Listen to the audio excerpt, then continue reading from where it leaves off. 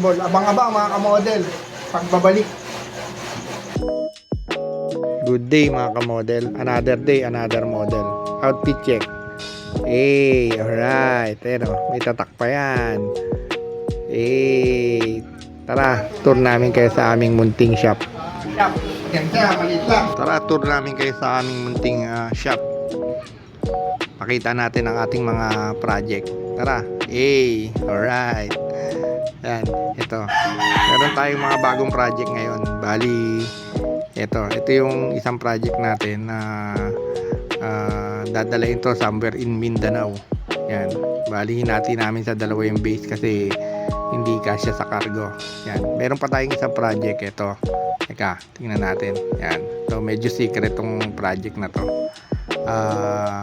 Bali, ano yan? Buong Pilipinas yan.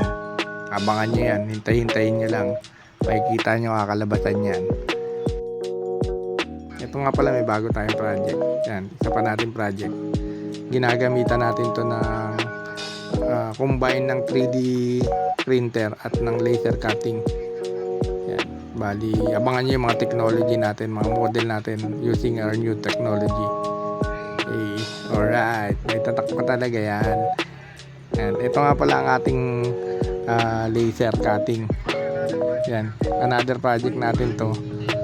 Bali, makikita nyo yung mga detail nyan. Naka-bricks yan. Pinipaint muna natin bago natin ikakat sa laser. Bali, CO2 laser cutting machine pala tong gamit natin. Yan.